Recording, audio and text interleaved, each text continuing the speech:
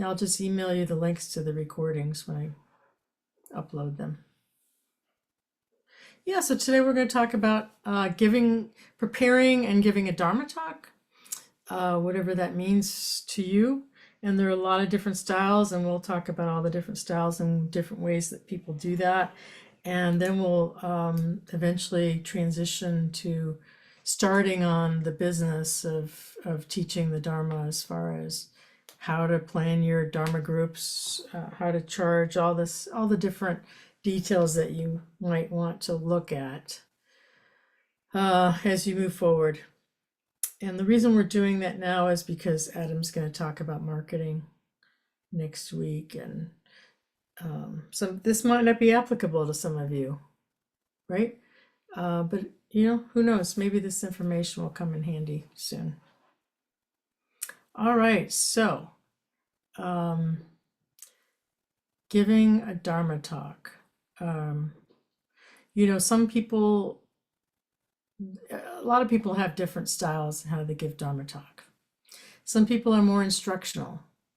They like to just say, this is the deal, this is, step 1, step 2, step 3, and it's very instructional in nature. I think Joseph Goldstein tends to be more instructional than other teachers. Yeah, he's very specific and clear and linear in his instructions.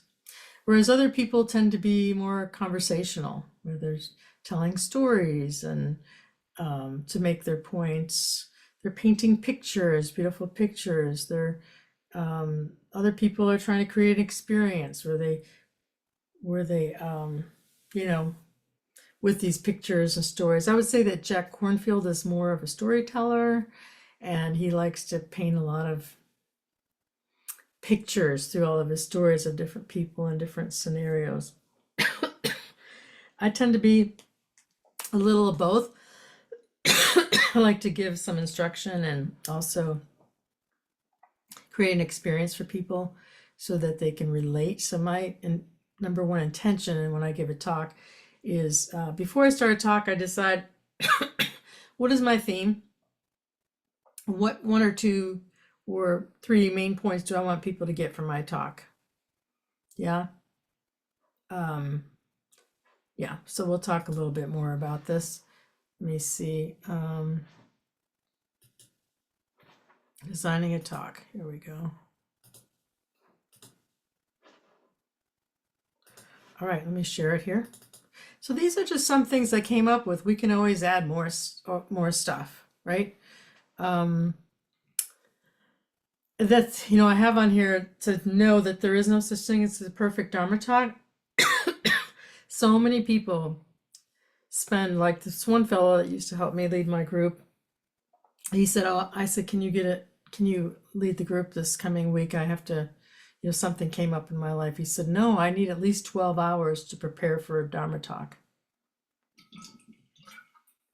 I was like, and he had been teaching for a year or 2. I was like, 12 hours? You take 12 hours to plan a talk? And I didn't say it to him like that, but I asked him what's going on, and it seemed really clear that he was wanting to give like the perfect talk. Like his talk was going to bring people to full awakening. It was the kind of pressure he was putting on himself. And I say not to necessarily do that. This last week when I was at the teacher training program, there's one girl, she does everything totally emergent. She just sits there with the theme, and she just lets whatever wisdom that wants to come out to emerge from her mouth. She doesn't even know what's going to come out. So we can be on, one side of the spectrum is being totally emergent and not knowing what we're going to say. The other side of the spectrum is, over controlling and spending 12 to 24 hours to plan our talk. And I like to think that somewhere closer in the middle might be healthier for us. I don't know. But there is no perfect talk. There are times I've given Dharma talks that I thought, wow, man, I nailed that. That was one of the best talks I've ever given. And then people have come up to me saying, I I didn't get that. I had one lady that used to come to the group. She said to me once, she said, that was the worst talk I've ever heard. I was like, oh, okay. So then we have to deal with people's expectations and different things, but there is no perfect talk. And even ones that we think were great maybe didn't land for people. And other times we think it was terrible. And then people come up to me and say, that was the best talk. My God, I got so much out of that. And I'm like, really? I thought it totally bombed. So, how we feel about our Dharma talk doesn't always mean that that's how it's received, is what I've learned. But the thing, it's helpful to come up with a theme for your Dharma talk. I found that one of the best ways to come up with a theme is what's alive for me right now, and what's alive for all of you. For instance, Wendy working with conflict. If you were going to give a talk this week, I think that that would be a great theme to work with inner and outer conflict. Whatever is alive for us right now. Nora, it could be how to work with grief and loss, and there's just all kinds of things that are alive for us right now that we're grappling with, that when we can give a talk about it. I think that's very, very, it's helpful. And the people, they feel that authenticity when we talk about what's coming up, things we're working with. But we're not going to, of course, bare our souls and tell everyone our, how much do we want to share personally what we're going through, and how much,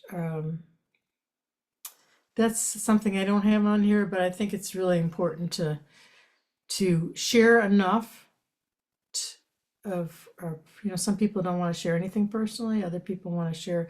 I like to share a little bit personally because when I share like Jack's stories or general stories, people hear them. But when I share something personal without oversharing, people really appreciate that. They seem to really like my personal stories the most because it helps things land, but that'll be up to you. Perhaps you saw something recently or heard of a situation, like since I heard of, Wendy's thing, I might want to talk about working with conflict because she really hit me with her story about that,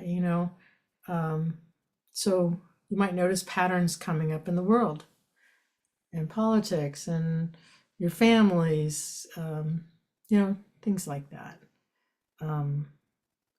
A lot of times, my talk theme will come up after I've heard somebody totally misunderstand something, and in Buddhism, and or they'll make a comment that it's clear that they don't understand mindfulness or how to work with certain aspects in their practice. So I might choose to talk to dispel any myths around and to bring more clarity around a certain situation. Does anybody have any other way that they come up with their theme for their talks?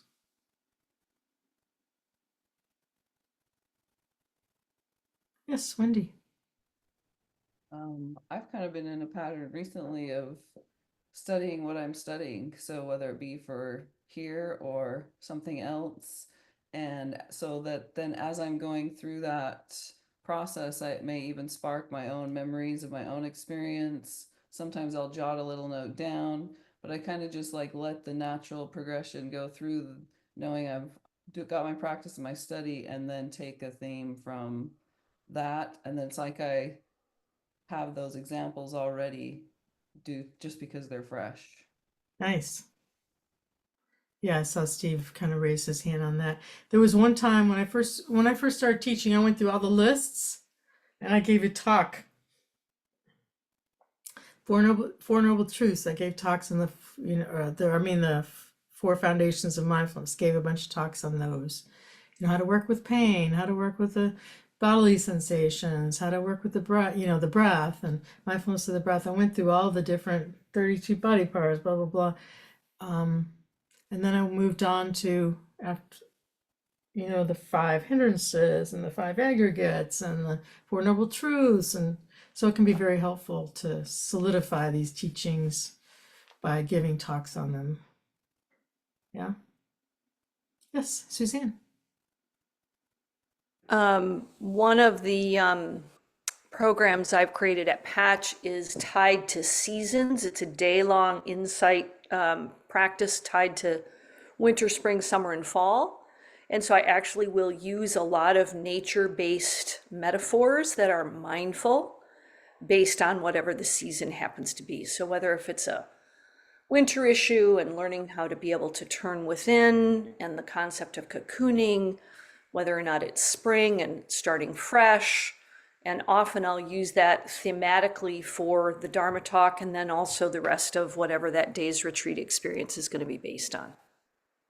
Beautiful. So using the natural world, the seasons, that's wonderful. Yeah. Wallace. I like to partner with something that you might be working with on your own. And generally, I'll do that because at the end of the talk, then the Dharma, the Sangha gets to have their say so. Questions that they may ask or some experience that they've had. And that's where you get my theme from. So if I were to have give one this, now I would be talking about how things don't stick around, how things break down. That would be my Dharma talk. Yeah. Because I may come to a conclusion, but two things happen. One is I have to study it myself. I have to look it up and study somewhere to get the information that I present. And then, of course, it's also the fact that I can learn from other people, and that helps. So that's where I go. Nice. Yeah, that's wonderful. So being open to whatever's emerging from other people and giving you ideas that way. That's awesome. Yeah, so being open. Some of you aren't giving talks yet, but if you are, these are different ways to consider. Now, not everybody does it this way, but what I typically do is I come up with a theme and then I have several days before I give my talk or before I even plan my talk. And what I do is I just set it as a contemplation, right? So if I was working with grief, I'd set that as a contemplation. And every time I turn around, people that I'll be coming into contact with will be talking about their grief. It's just a weird thing, like the universe gives my talk for me.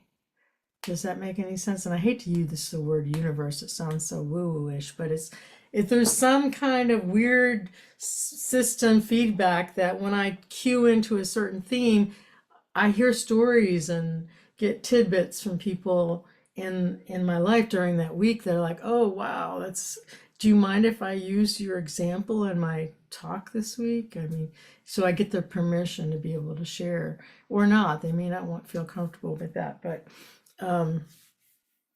yeah, and I might jot down a few points here and there, or examples or stories.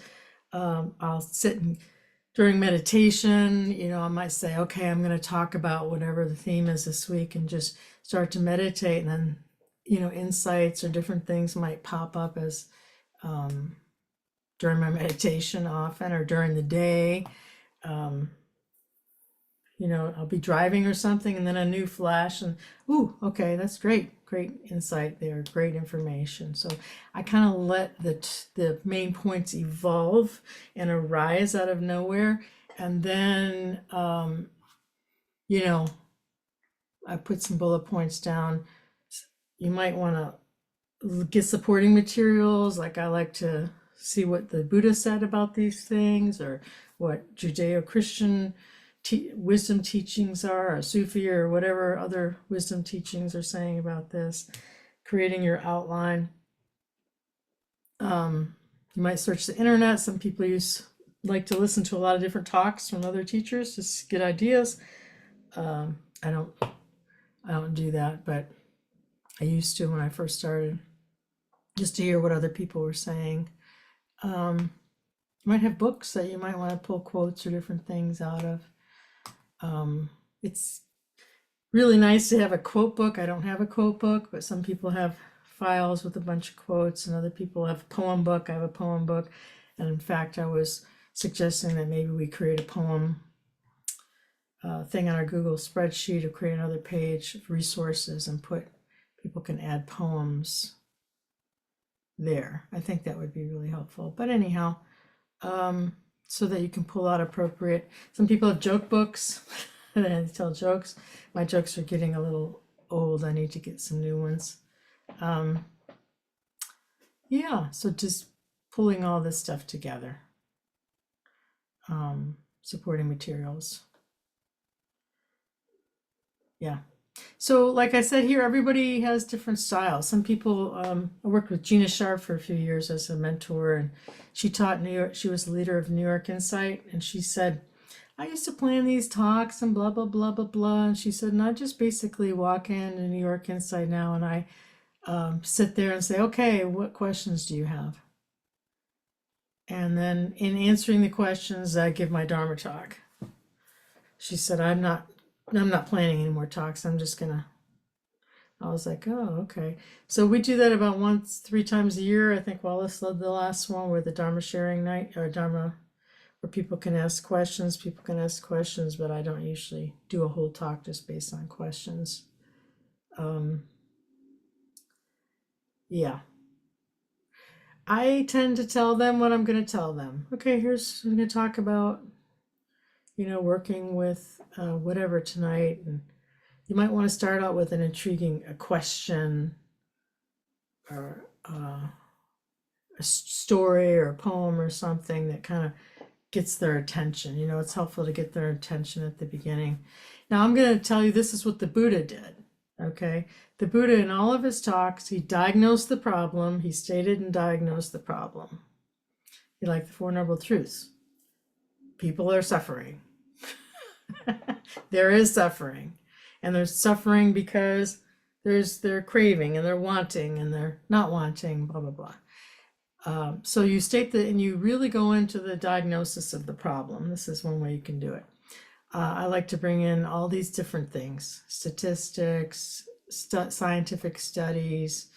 Like when I talked about anxiety, I'll tell you the percentage of people who have been, I think 40% have been diagnosed with anxiety, or suffer with anxiety, but it's assumed to be much higher than that because a lot of people are not undiagnosed. And yeah, so how it shows up in our societies, how it shows up in our families, how it shows up in our communities, right? What other spiritual teachers are saying about it, what the repercussions of this problem are. How is it that anxiety is this high and going higher every year?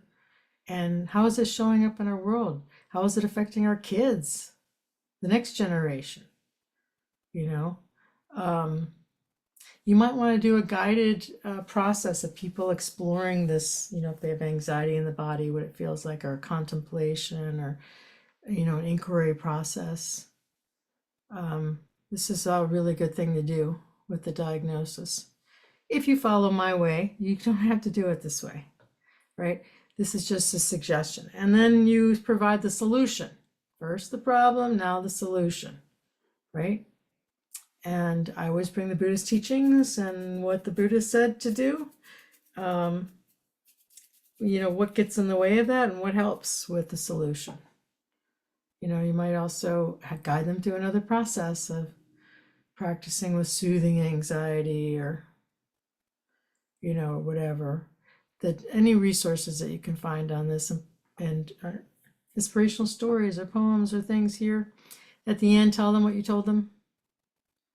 And I like to have a call for action, like I want to inspire people to take action or to be aware of something and to try to help themselves and others, perhaps. You might end with a nice story or poem. Yeah, less is more I have at the bottom, because a lot of people, I used to do this too. I would try to give way too much information and overwhelm people. There's been studies that show that people can only usually grasp like what is it, one or two main points in any particular lecture or something. Very few. They can only grok so much. And so if you want to make one or two main points, and then you can give a whole talk about it. Like I had to give a talk this last week, a 20-minute talk on mindfulness of the body. And I chose to talk about, my theme was befriending the body through mindfulness of the body. And so, I talked 20 minutes about befriending the body and what stands in the way of that, and then how to befriend it. One theme, theme. That was it. I didn't have to make a whole bunch of points. All right, so what are you guys hearing? What do you think about any of this? How do you do it?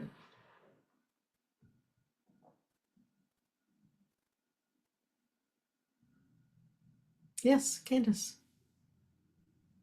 Well, I'm thinking about how I'm going to do it, as someone who's not teaching in this capacity yet, because I really resonate with the experience of patterns and what you're hearing around you. So my day job is pretty supportive in that way. I'll have multiple clients who have an issue that's the same, and then supervisees are having an issue that's similar, but being experienced in their role as therapists. So what I currently do is take that and use it to facilitate trainings in the therapeutic realm.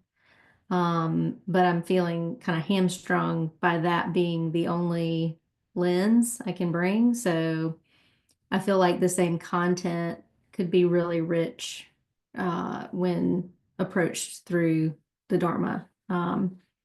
So patterns in just human suffering in the people around me, and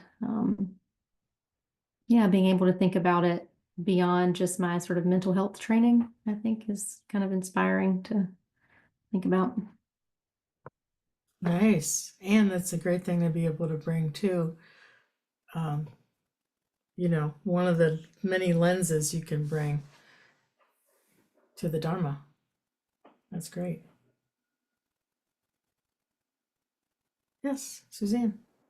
When you were sharing on the idea of having the opportunity for people to actually drop in or touch an experience, going back to our MMTCP training, I use RAIN a lot, the recognize, allow, investigate, and non-identify and nourish, but that idea of being able to embody it while I'm speaking on a topic.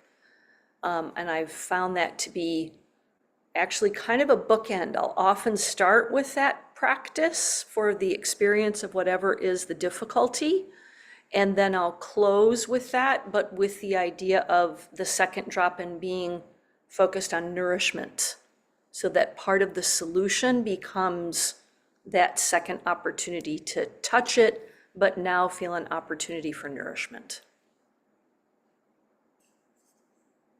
That's great. Yeah. So make sure you bring in those qualities to whatever you're presenting on. Nice. Thank you.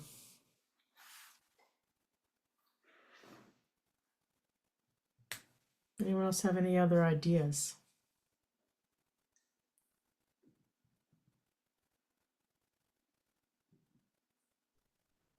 I have challenges more than ideas, which I would love to share. I'm like the 12-hour prep guy. That's my challenge. And I think I'm a Virgo rising, so I am a perfectionist. And if I don't have like a scholarly knowledge, I'm like, who am I to be teaching this? Like, if I'm not a scholar in this, like, who am I to teach? And it really paralyzes me. And I'm so much better at teaching just like in conversation, just one-on-one. Like I have friends that's like, what about this? And then I have no problem teaching it, but it's like sitting in front of people who expect me to be a good teacher or like expecting a level from me. Like I would die if when you just said that woman came up to you and was like, that was the worst talk I ever heard. That would like unravel me. And because I am such a perfectionist, so if I feel like I failed, it's like, oh God. Um, so I need to be over prepared all the time. And I feel like it's really prohibiting me from teaching. Um, because I just feel like I need to be I need to be like the Buddha to teach, like I need to be such a master. And so it's been like something that is really like hard for me to overcome. So Yeah. I think for me just doing it is going to be the hardest part. It's just like I even have all my talks from MMTCP of like when we had to do all of our training. I have them all outlined. I have them all set. And when I did them and they were all with my friends and like people, I mean, and I've done it actually in like I've done it in settings that I've gotten paid to do it, and I still feel like an imposter. I'm like, oh, am I good enough to do it? And people get like they have given me great feedback. Like it's like I do it and I get great feedback, but I think I like that imposter syndrome or just feeling like I'm not prepared enough or I'm not an expert enough. Just like makes me not do it. Like I just don't Yeah. move forward. Can anybody relate to that? Anybody else have this? Yeah. So Wendy and Candace understand. I know when I first started, I was over preparing because I felt like, what if someone else, just wanted to give them all the gold so that they could be totally informed and, um, yeah, I think you might want to give talks on letting go perfectionism Yes. and a talk on how to self-compassion Hmm. and letting authenticity, speaking from your own authentic voice. I think these kind of talks and these kind of themes will help you be able to let go of perfectionism and stating it is a really powerful thing to do in a group.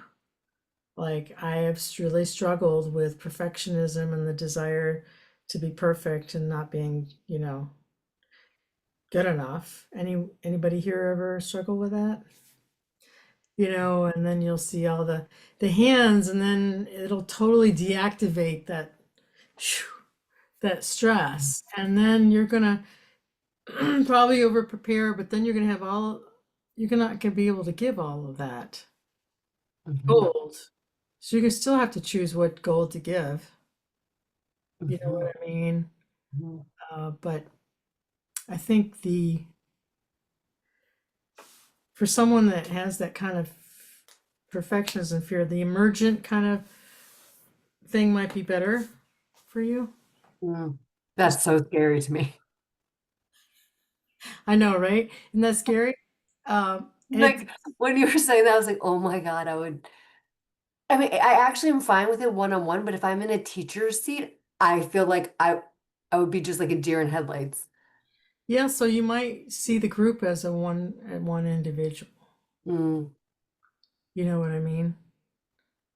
Instead of 5 people or 10 people or whoever's there, you might see them as just one individual or lock in on one of them and have a Mm. conversation with them, Mhm. or even talk about a conversation you have with your friend and relate what the truth is people don't come to a meditation group because they're, some people do, but not many, because they're a know-it-all that wants to just let everybody know how much they know. Most people come to this kind of Buddhist group or mindfulness group because they're struggling. Yeah. You know, Yeah. that people that aren't struggling, they're doing great, don't care about mindfulness and come into a group, right? Most people come because, please help here. And Mhm. they're not expecting some perfect, you know, they just any little bit of relief just to hear someone say, you know, I struggle with perfectionism and I'm learning to let go of my perfectionism. Gradually, they're going to be like, oh, thank God, me too, Mm. right? They're going to get more from you than they would from, someone that's been, who doesn't give a care about that kind of stuff. So it's a practice, it's a process. Um, there is no perfectionism. Wallace? Yeah, that's interesting way of looking at teaching. I was a teacher. I mean, a professional teacher. That was my career, teaching children. Um, and of course, I always thought I knew everything when I was teaching children. But sometimes they wouldn't get it. And what I find works, and it's worked for me with some of the Dharma teaching, is that if you open up after you finish talking, just open it up to the group and let them give their experiences. And if they have a question of you and you answer it and the person still looks confused, let other people talk. Because sometimes my point of view is that's it, and I don't see something that somebody else sees. And then they say, well, for me, and da da da da da. And the person goes, oh. So just you bringing it up, you described your day this a little bit when you first came on to check in. And you started off with meditation and how that helped you. You put that as a story. You don't have to go into deep details, but that helped me. I'm like, wow, wow. So that's how I could do it. And just be you. You're a really good person at your heart. You're sincere. That's all you need. I mean, some knowledge, of course. You know what you're talking about. But other than that, you don't have to worry about it. You don't have to worry about it. Your personality, how you are, will get you through. And if you don't know, call Rodney. We're magnets. We're magnets. If people come to my group and if they don't like my style of teaching, they're not going to come back. And that's fine because they don't speak the same language. But people that speak the same language and they're touched by what I say and how I teach, they're going to keep coming back, right? And the same with all of us. We're like magnets. We attract the people to us that can benefit the most. So just being ourselves is all we need to be. We don't need to be a perfect scholar. And there was a guy that used to help lead my group years ago. He said he had been practicing for 20 some years and he read every Buddhist book. He knew every Buddhist thing. And come to find out, he never meditated. He hardly ever meditated. But he met every, famous Buddhist person you've ever met. He was like the Where's Waldo? He was always there in Thailand and different places to meet people. But he never had a regular meditation group or practice, but he knew everything there was. And I was like, but then, he'd be gossiping about people and speaking bad about people behind their backs and creating traumas everywhere he turned around. He was not living the practice. He wasn't walking his talk, right? It took me a while to figure that out, but I would much rather be someone who practices regularly, learns from their experience, to hear a talk from someone like that who's walking their talk, than somebody who's just a scholar who's just repeating something that somebody else said. It doesn't land. That kind of intellectual information doesn't land for people. From the mouthpiece is the authenticity. That's what lands for people. Yeah, Suzanne. Nora knows this. I'm also a recovering perfectionist, type A and Virgo. So girl, you do not walk alone. You know this. Oh, you got all three. I'm like, yes, that box, bing, bing, bing, bing, bing, bing, bing, And I would share that the insight that Rania suggested about leaning into where that difficulty is, for me, became one of the most healing ways for me to find my seat. And I finally heard someone use a little phrase, and I don't remember who it is to give credit to, but that I teach what I need to learn. And that my practice of contemplation on the way before that moment of sharing that Dharma talk, that actual insight contemplation, arising of hearing Jack use a great story or a piece of poetry that pops up or some sort of insight that finds its way to my awareness. And yeah, did it mean that in that portion of moving through that, I was super prepared? Yeah, I walked in with like, I'm also a former TV producer. 9:01 a.m., 9:02 a.m., 9:03 a.m. Like I had shit by the sentence written down about what I was going to do. And then over time, I started to realize, yeah, I know what's on the paper, and I'd leave the paper down. And then the next time I'd be like, I'm going to turn the paper over.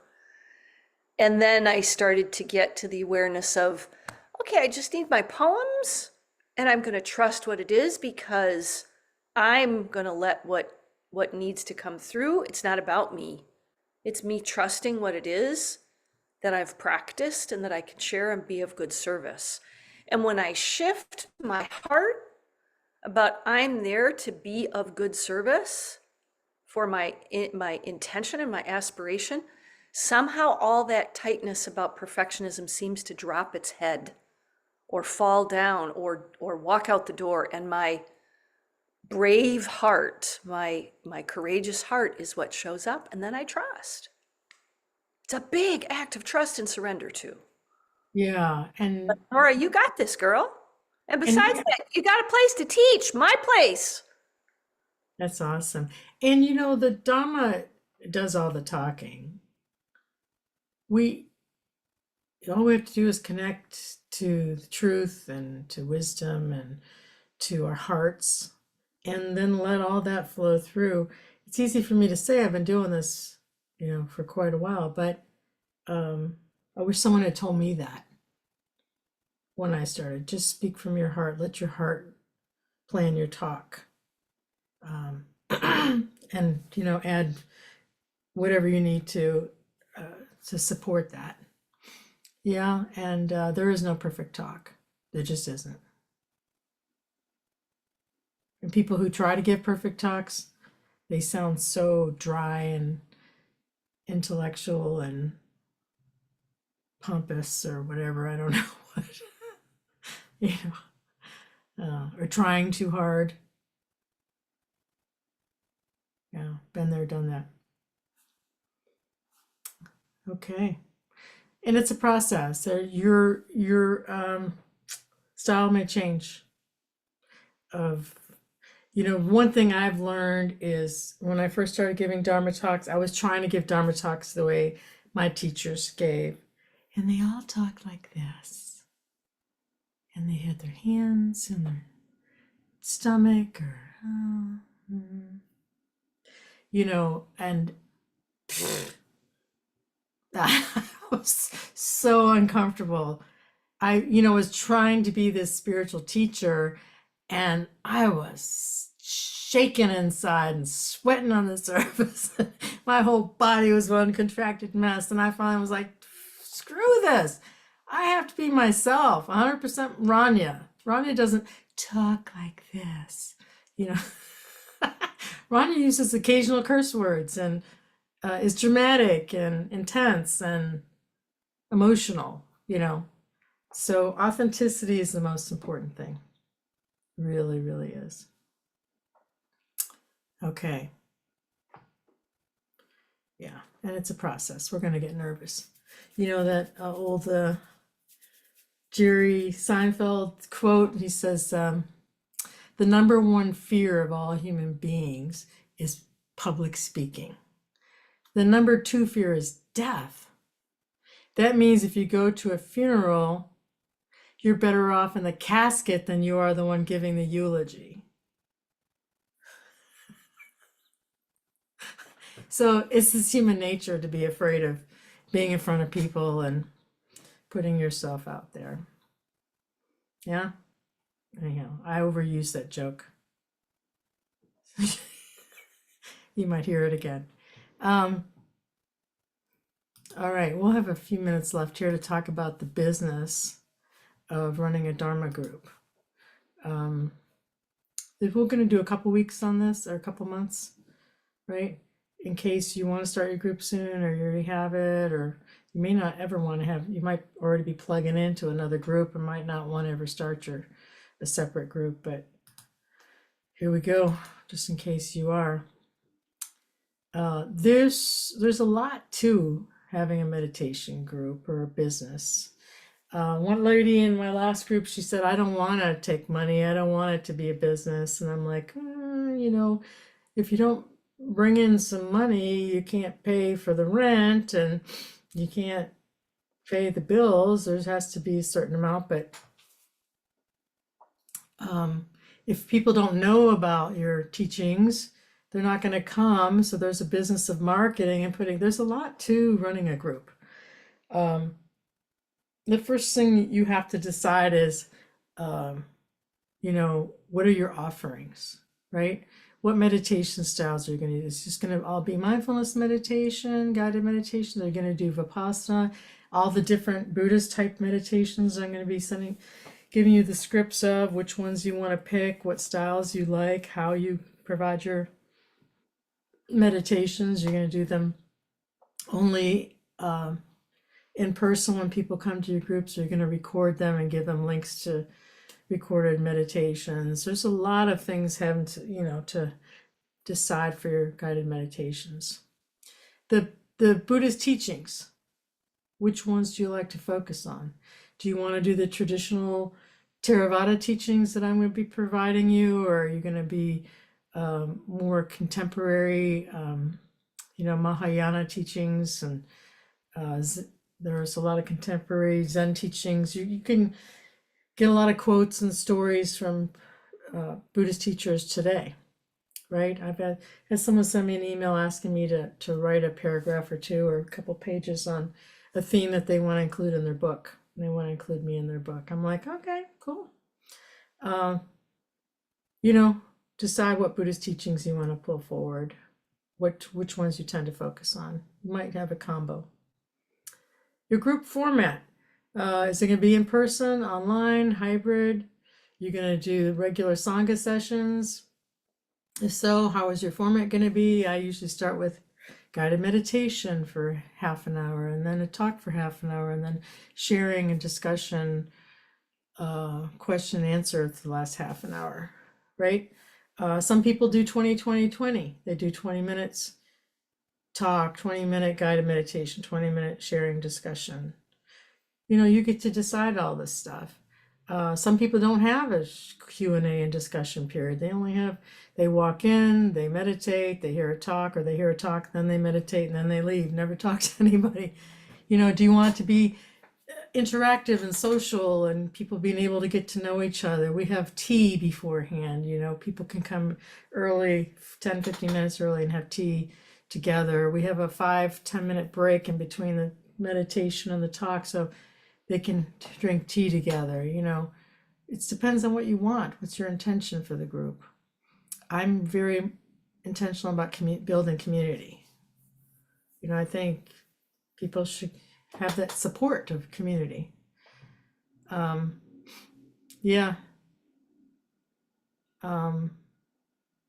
have Sundays are totally online for us, and Thursdays are hybrid, in person and online. So, and how are you going to use the technology to support these formats? There's a lot to learn there. Who are you going to learn from? What devices do you need, et cetera, et cetera? Who are you going to serve? Like Candace might be serving mostly therapists, or, who knows who our target audience is going to be. Could be beginners. One lady in my last group said that she teaches Sangha once a month, local Sangha, and there's all the people there have been practicing over 30 years, so she has to come up with really, talk to that experienced practitioners group. I usually like to find out who's in my group, when they come, and get to know people and how long have you been practicing, where have you lived, blah, blah, blah, to find out what the experience level is in the group. And that way, if there's a few beginners, I'll know to speak to the beginners as well as to the advanced people, because the language I'm going to use is going to be different if there are no beginners and everyone's advanced. And we can talk more about the pricing. I should put on here set fees for your sessions or dana, right?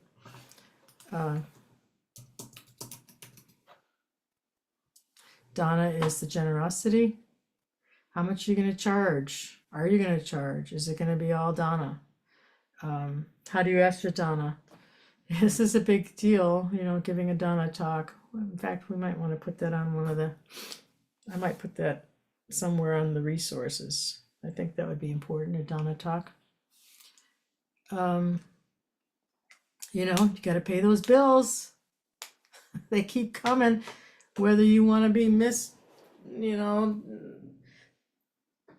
Mr. Generosity of the Year, that, yeah, we live in a different world, and we'll talk more about dana and pricing. And some people have niches, they're more about stress reduction or working with difficult emotions. Yeah. Oh, we've gone a minute over. Sorry. Anybody want anything to make sure we focus on with any of this? This is just the offerings.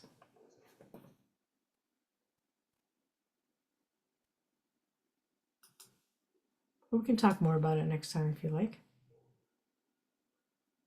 Yeah. All right. So thank you for bringing your hearts and your practice and your presence to this group. And know that this is just all information. What you do with it, you can let it all go between now and then. And may all of our open hearts and the wisdom and the compassion we've shown for ourselves and one another, may this go out to all beings on this planet. And may it help us free us from our suffering as well as help us heal this planet.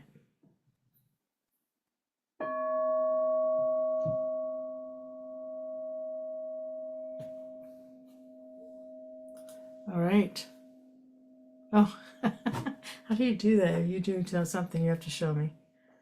It only works on Mac. Okay.